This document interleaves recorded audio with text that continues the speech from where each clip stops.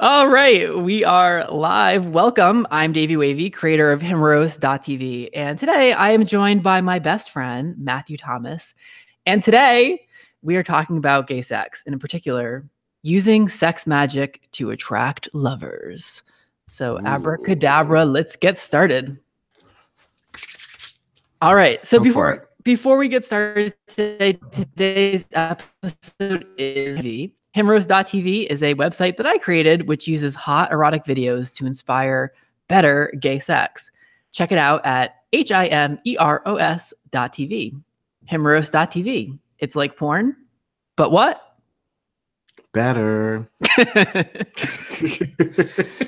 So Matt, how are you? It's been a few weeks.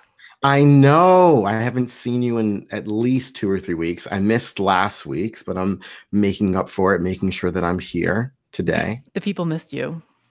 Oh, I know I have fans too. This is very appropriate because today we're talking about lovers, and you just got back from Paris, which is very romantic. The most romantic city in the world. There's a little ooh la la going on. Yeah, a little ooh la la, a little la la ooh, I don't know what that means. Don't ask, but sure. So if you guys are new, each week we chat about the newest Himeros.tv video. Even if you're not a member, you can still check out a free preview. But this week, the video is called Sex Magic to Attract Lovers, and it features Peter Pounder. Matt, can you describe today's video? Is that his name? I didn't know that. That's his God-given name, Peter Pounder. Oh, wow. No, it's his porn name. Oh, okay. Well, anyway. Regardless. Sex magic to attract lovers. So the video opens up with the statement, sex is awesome. And it's so funny because immediately I'm like, yeah, if it's with the right person. But it's so funny because the question posed after that is, well, why don't we enjoy it more often? And it's funny because, like I said, but anyway, sorry, I'm kind of losing myself.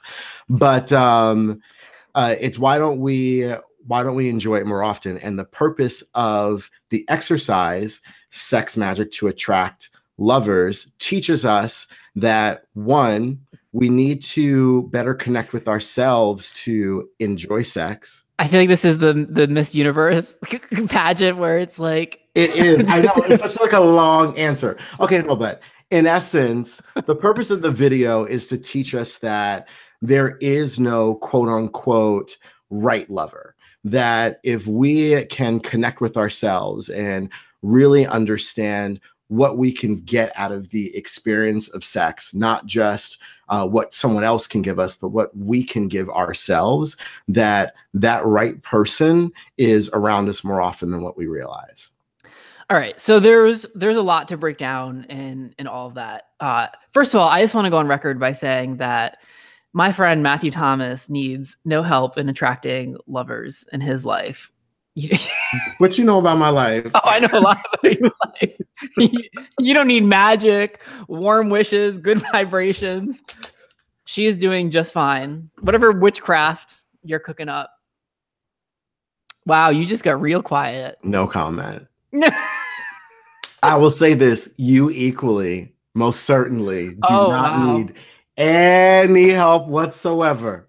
Can we share the little secret about what we added to our Grindr profiles? Absolutely. Because this was literally like a game changer. This is the most recent thing that we added. Not that I have it anymore, for the record. I don't have Grindr anymore. Okay. You know this. I haven't had it for a while, but go on. Okay. Well, no, this is the most recent. Girl, our profiles are not in sync. This was just something that I added to my profile and was very effective, and I encouraged you to do it to yours. Oh, did I not tell you that I more or less put it in sync word for word with yours? So in particular, the two important keywords were that we added, apparently we both added aspiring daddy to our profiles. And I mean, it opened the floodgates. Oh, it was like a revolution. I Oh mean, my God. talk about magic. I was like, it was like literally, where did you come from? Where did you come from? I've certainly never seen you before. People, I didn't even have to ask for photos ever. They just, here you go. Yeah, I mean, literally, they came out of the woodwork. Okay, Seriously. so let's talk about sex magic. Have you ever heard this term before, Matt? No. Yeah. Okay. So fair enough. I think probably a lot of people listening are like, yeah, sex magic. It just sounds very like new age, hocus pocus, kind of hippy dippy. The definition of sex magic, according to Wikipedia, see, she does her research, is using the energy of sexual arousal or orgasm with the visualization of a desired result. So in this video, it's the result that we're desiring, I guess, is attracting delicious, juicy, fulfilling, wonderful lovers. And which is also kind of funny, the term lovers. Have you ever used that in describing someone? No, but one person described me that way, and literally I was like, what did you just say? Like, To what like did you call me? to like their friends? Yes. Well, Shut they up. told me that in conversation, that's how I was described. Why does that word feel so uncomfortable? It does though, right? Like it feels uncomfortable. Well, but it does mainly because for me in the moment, I'm like, what does that mean? Like, how do you see me? Like, what do you think we have? What is this? Because isn't a lover a person who you have love with? Like, I mean, are we lovers? Is this a hookup? Are you my fuck buddy? Are you my hoe? Well, but that's what's funny is that, at least at that time in my life, I think that I looked at a one-time encounter or a once in a while encounter with someone that was maybe like a friends with benefits, or even it was just about sex and then we leave. I never thought about the idea of having something intimate with someone that I wasn't quote unquote dating, or we agreed that we weren't going to be together. I would think that the two can't go hand in hand. Well, this isn't a therapy session, so Wow. Wow. Wow. Someone listening appreciates what I'm saying. They're saying, amen, Matthew. Yes. Okay. Well, I just get a little hung up on the term. But moving that aside, back to the sex magic. In episode 4 of Himeros Live, we talked about the power of sexual energy.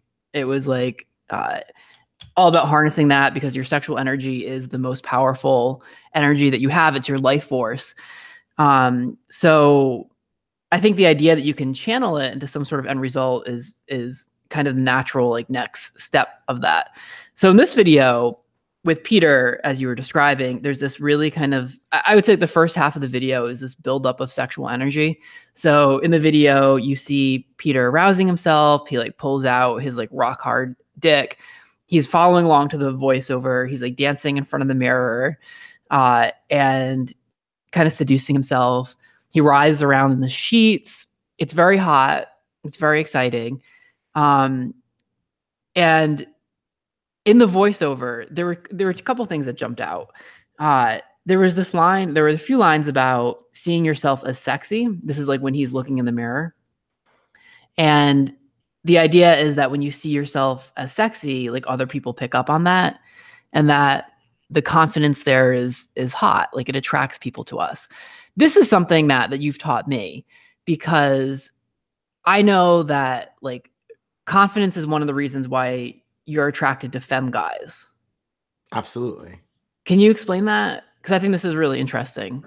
I think that a quote unquote mask guy can kind of hide in the shadows. He doesn't stand out. No one ever thinks twice. But to me, there's nothing more sexy about a guy who is femme and who owns how he speaks, owns how he walks, owns how he dresses, just owns his sense of self and knows that he stands out and embraces it and loves it. I I absolutely appreciate that. I'm immediately drawn to that. I just think it's so sexy. Yeah, like it takes confidence to like put on some makeup or to, you know, put a little switch in your step. Like Absolutely. so then there's this other line in it about not it's about attracting lovers that maybe you have already overlooked. I'm just going to read it directly what it says. If you can I'll do it in my voice. I'll do it in my voiceover voice. Go for it. Okay. Just imagine. Is that a train in the background? Girl, where are you? We low budget tonight. The company didn't pay for a nice room. No, I don't. It is a train though, yeah. Okay. By the way, Angel in the chat says, amen, Matthew, yes. Thank you. I don't know what it was about, but... Everything. Okay, here we go.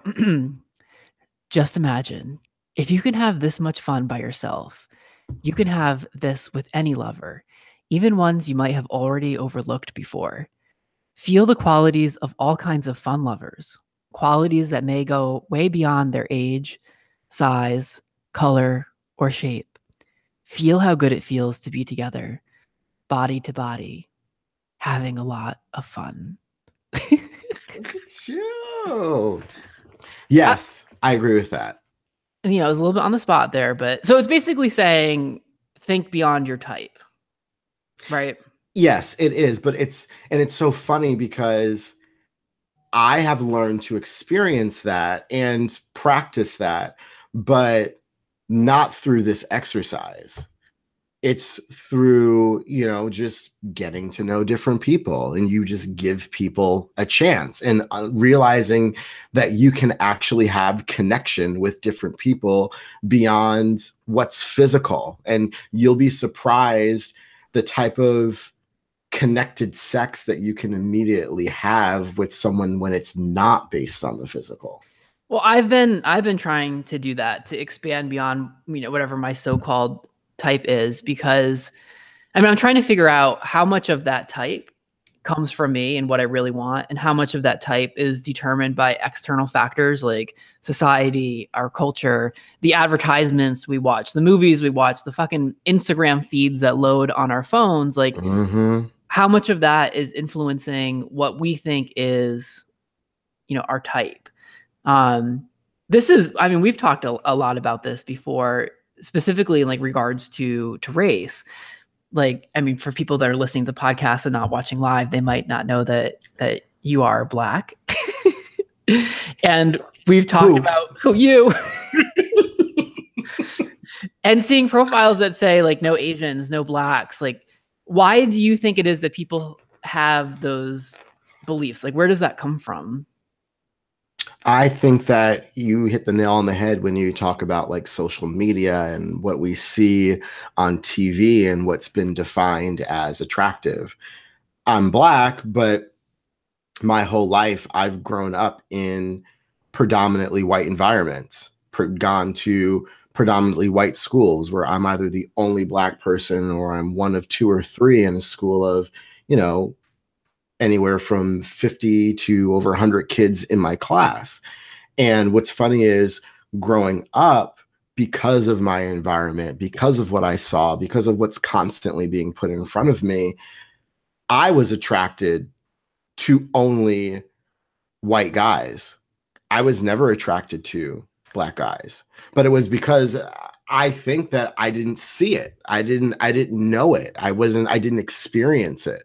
And beauty was being defined as something for you that excluded people of color. Absolutely.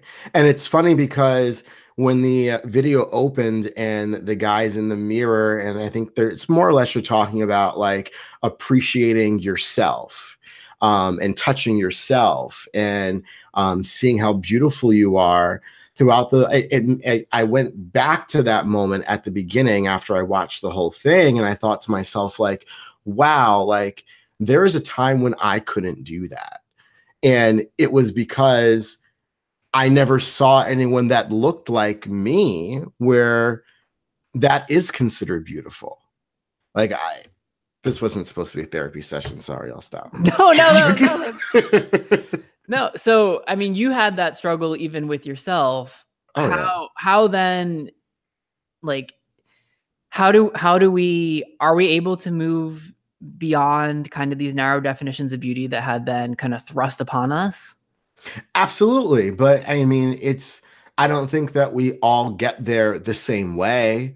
I think that for me, feeling like I'm on the receiving end of not being represented as what is quote unquote beautiful by the masses, I think that it's me changing my mindset about myself. Now, I mean, me personally, I'm like the United Nations. I don't care what you look like. Like I'm dating I'm dating everybody of every race. I love it. But I think that's me recognizing that there's really something to appreciate about everyone. Now, not everybody's there. And quite frankly, I don't think it's not my place to say that everyone should be or everyone has to be, but I think that we can, but it does we have to challenge ourselves. And like racially, like you've been able to kind of broaden the spectrum, but there's still other variables. There's age, there's body types. Sure, absolutely. Like there's other things to consider. And I think a easy first step for folks is just recognizing that whatever they've defined as beauty, a lot of that hasn't come from themselves. That's come from things outside of themselves. Sure. And I think that first step is giving yourself permission to figure out sexy kind of on your own terms. And, like you're a human being with free will. So even though our culture might exclude, say, Asian men from a lot of advertising campaigns, or there might be a stereotype that Asian guys are submissive or they have small dicks, that we as free-thinking humans can go beyond that programming. And I think we can. I think the answer is yes. Like we can totally do that. Well, and I think that you said it well, because how we don't always do a good job of thinking for ourselves.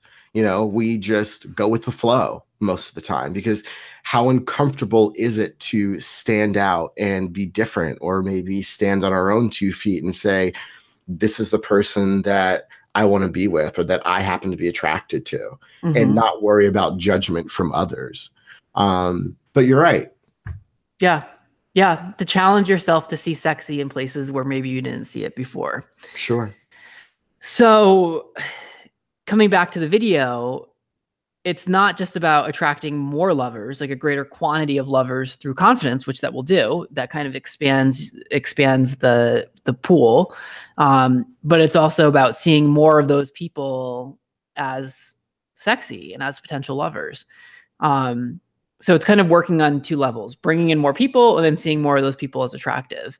And I mean, I just think it's funny that the video calls that sex magic, because like I mean, that's science. Like I call that logic. I call that simple fucking math, right? Like you're absolutely right. Yeah, because there were a lot of people that emailed me and they were like, well, do you believe in sex magic? Do you think that this works? I'm like, whether or not I believe in sex magic, I do think this works. Like, I think that this just makes sense. And if you think about it, really in reality, we're just limiting ourselves. Like there's so much to experience, and we're just limiting ourselves from enjoying the possibility, because we want to play it safe or go with what feels just what we happen to know. I mean, there's just, or we don't even think about it sometimes. We don't. You turned me on, can I say this, to cakes. I've said it. Oh, that's right. I remember. That was just last year, was it not? A couple months ago. I gave you a whole year. Never mind.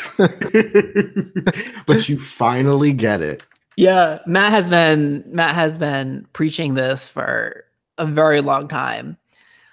I mean, you can describe it better than I can. No, you go for this one. I want to hear you do it. Matt likes cakes, right? Like he likes I love a fatty. I love me a fatty. He loves a fat ass. Mm-hmm. For those of you listening on the podcast, I wish you could see the just the joy in Matt's face as he thinks about cakes. I'm black and I'm turning red. I love it.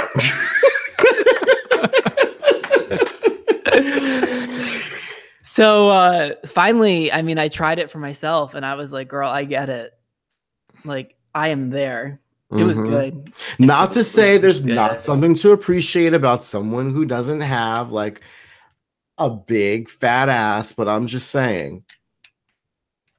Are you slapping the desk in excitement? No, I'm sorry. No. She has a nervous twitch. All right, so we're moving into the portion where we're answering questions. So for those of you in the chat room, please ask us some sex-related questions for us to tackle. By the way, we have a comment here. We low budget tonight. That's so relatable with the heart. And then more 3740 said, "Preach it, Davey." Presumably, when I got into my little moment there about having free will and thinking beyond your programming. Mm-hmm. Okay, so Matthew Thomas. First question. Are you ready for this? No, but go. Question number one is okay, these aren't that. Okay, question number one is, where do gay men learn about sex? My question would be, Matt, where did you learn about gay sex? Porn. I mean, that's the first way I learned about like gay sex, honestly, is watching porn. You didn't ask your ask who? Who was I going to talk to about that? Your preacher mother. Don't be talking about my mama now. But no, my mother's a minister. I was definitely not asking my mom about gay sex. But the thing is that, I don't know. I was different when there was a curiosity that I had that came on long before the want to act on it. Like, I had a curiosity on my own. And I mean, I was thinking back to this, I'm like, what was wrong with me? I was taking my lunch our lunch at school. I grab something real quick, eat. I leave the cafeteria and I go into the computer lab where I knew there wasn't a classroom. And I would get on a computer in the corner and I would literally sit at school and look up porn. Shut up. I was so clever that I would write down the different username and passwords that the teachers would put up on the board during classes and use those to log in. So I never actually used my own. So they could never actually track who was going in there and looking at porn. So they just had like a gay porn bandit. They certainly did. Why did you just look it up at home? Oh, girl, we had dial-up. It took too long. I wanted to watch videos. Come on now. Someone said, "Oh my God, Matt is a genius." Stuck in anime hell is the username. Oh, well, thank you, Stuck in Anime Hell. Okay, I would say, I mean, I think you're right. Like, gay men learn about it from porn because sex is taboo. Like, gay sex is even more taboo. So people aren't talking about it. Obviously, we're talking about it, but most people don't talk about it. Our society doesn't talk about it. They don't talk about it in school. Our families aren't talking about it. So there's a void. There's this like huge void. Absolutely. And not just the void between my legs. I knew you were going to say that. But let me tell you, girl. Nasty. But then we fill that void with the porn that we watch. And, it's like. It's the what is it? It's the immediate solution to a fix. Yes. But I would say what we learn is at best unhelpful and at worst very destructive. Oh, absolutely. Like, you're not learning about consent. You're not learning about what feels good. You're not learning about other body types. It's just very problematic, I guess would be the word. We're not learning to appreciate each other. Like even just the idea of, oh, this guy's a top. He's just gonna shove his dick inside this guy. Like that's not the way it works. We had to do a whole video on my YouTube channel about how to open up a bottom. It has like 400,000 views too. I posted it 2 weeks ago. I'm surprised there aren't more. There are a lot more people that probably need to learn. So I guess to answer this person's question, where do gay men learn about sex? Hopefully from this podcast and Himeros.tv. It's why we're doing this. So join it, you cheap fuck.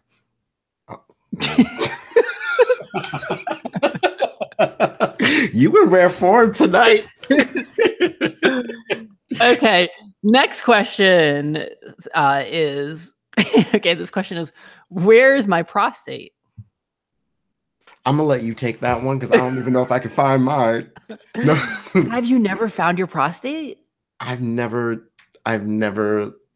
checked for it. Oh my God. Can we please do that in the next podcast? Check for my prostate? Yeah, you can do it on camera. Your hand will be off video. Now y'all can't see my face right now, but you can only imagine. No. I actually found my prostate on camera on a YouTube video. When you say like found it, you mean like you felt for it or you legitimately could see it? No, you can't see it. That's what I'm like, this doesn't make sense. You feel it. It feels like a walnut. It feels like a soft walnut. So Really? so you lean back, like, so you get comfortable. You do it in a tub or something. You lean back, splash some water around, clean your hole out because it can whatever, and you take your hand. I'm trying to motion this like palm up. Okay.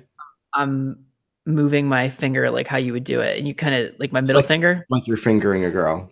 Yeah, and you put your middle finger in, and it kind of like when you're about like your second knuckle in, the tip of your finger will feel a little soft walnut up there, and that's your prostate. And it feels good to touch it. That's the whole thing around, well, it's one of the things around anal sex and why it feels good. Well, yeah, I know that, but I've just never felt for my own. Well, now we know what you're doing tonight. I don't know about that. We'll see. You should do it. I mean, it's your body. That's like one of the most interesting places in your body. It'd be like, why wouldn't you? Fair enough. Okay. Maybe I'll report back next week. Next question. No one's asking questions in the chat room. So these are the ones that we have from emails. If you have anything in the chat room, speak your piece. We want to hear from you. All right. This says, I think it's so hot that Peter Pounder jerks off while looking at himself in the mirror. Have you ever done that before? Yes. Same. Yeah. I first of all, when I was younger, I haven't done it recently, though. It seems like it would be a good practice to do, to like arouse yourself by looking at yourself. It feels like it would be very confidence boosting. But back in those days of dial-up, when we didn't have easy access to porn or other things to arouse myself with, the cheapest way to do it was look in the mirror. I just see my own dick and jerk off to that. I did it this morning. There's a mirror right there. Shut up. Right there. No lie. And I didn't do it on purpose. I actually just happened to turn and I noticed, oh my God, like I can see myself in the mirror. It didn't do it for I didn't do it for a long time, but enough that I was like acknowledging what was happening. Did you ejaculate? Yes, I did. While looking at yourself? No. Okay. Interesting. Yeah. My eyes were closed. Stop playing with the pen. It's so annoying. Sorry. She's so fidgety. This is how he is. He's so particular. He's so bossy. Well, I know for everyone listening on the podcast, they'd be like, what the hell is that noise? Click, click, click, click, click, click. Fair enough. You're fired. Sorry, everybody. Yeah, I used to climb up on the washing machine in our downstairs bathroom, because if you sit in the washing machine, you had a clear view of the mirror, and that's where I used to do it. Cool. What was going on that you were like, oh, let me just jump on top of the washing machine? What was going on was that there was a mirror directly across from it, and I had dial-up internet, and I wanted something to jerk off to. Huh. So you just make it work. You make it work. Did you have to stand up? No, I just sat on it. I sat on it. Yeah, it was like directly across. Anyway, if you guys have any questions, make sure that you send them to me either through email or through the live chat. That's it for this week. Next week, we're going to talk about cummy underwear. And Finn will also be back next week. I'm not sure if Matt is going to be here or not. Are you going to be here, Matt? I will be here. I will not be in Paris. I will be here. All right. So make sure you join us on Himeros.tv. It's HIMEROS.tv. You cheap fuck. Thank you to Matt. Thank you for having me. And thanks for tuning in. And as always, more to come.